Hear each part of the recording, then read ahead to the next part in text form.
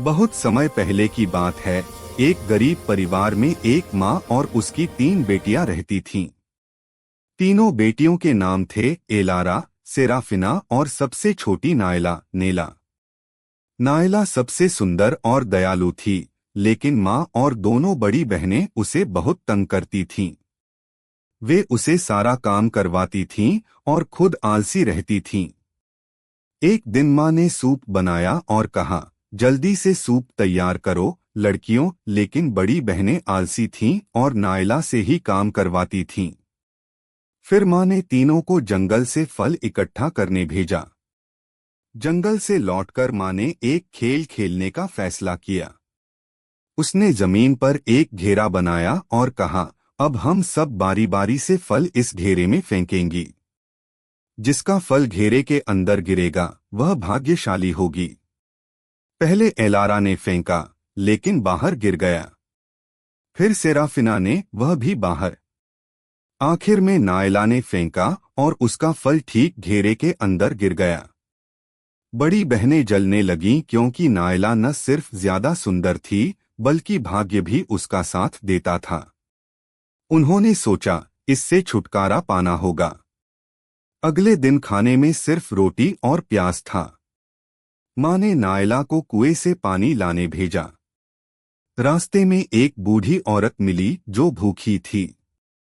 उसने कहा, बेटी मुझे कुछ खाने को दे सकती हो? नायला ने अपना सारा खाना, रोटी और प्याज उसे दे दिया। बूढ़ी औरत ने आशीर्वाद दिया, बेटी तेरी सारी मुश्किलें दूर हों और तुझे एक राजकुमार से शादी हो। फिर जंगल में नायला की मुलाकात एक हैंडसम राजकुमार से हुई। राजकुमार ने उसे घर छोड़ने का ऑफर किया। रास्ते में वे प्यार भरी बातें करने लगे। राजकुमार ने एक रोमांटिक गाना गाया और नायला को जादुई पाउडर दिया। कहा, जब भी मुझे बुलाना हो इस पाउडर को हवा में छिड़क देना। एक चमकदार क्रिस्टल की सड़क बन जाएगी और मैं तुरंत आ जाऊंगा। यह मेरा वादा है। नायला बहुत खुश हुई। घर लौटकर वह चमक रही थी। बड़ी बहनें शक करने लगीं। उन्होंने माँ से पता किया कि वह राजकुमार 7 समंदर पार हीरे के महल में रहता है। बहनें नायला पर नजर रखने लगीं। एक दिन राजकुमार नायला से मिलने आया और पेस्ट्री लाया। उसने कहा, मैं तुमसे शादी करना चाहता हूँ। लेकिन राजकुमार की माँ ने मना कर दिया क्योंकि नायला साधारण लड़की थी, राजकुमारी नहीं। बड़ी बहनें बाजार जाने के बहाने नायला के पास गईं और जादुई पाउडर चुरा लिया। जब नायला ने पाउडर छिड़का तो क्रिस्टल की सड़क की बजाय जलते कोयलों की सड़क बन गई। राजकुमार उस पर चलते हुए बुरी तरह जल गया और बीमार हो गया।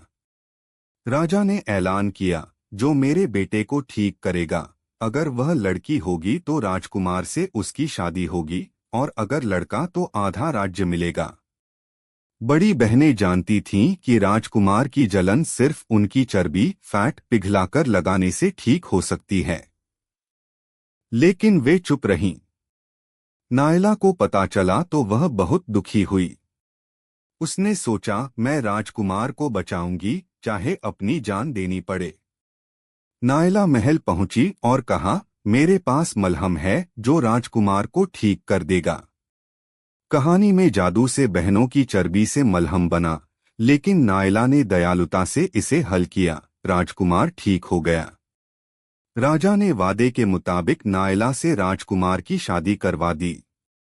शादी की तैयारियां शुरू हो गईं। घर पर बड़ी बहनें और माँ नायला के बारे में बुरा भला कह रही थीं, लेकिन माँ ने उन्हें डांटा, तुम घिनौने जानवर हो। और इस तरह दयालु और सुंदर नायला को उसका सच्चा प्यार मिल गया, जबकि जलन करने वाली बहनों को सबक मिला।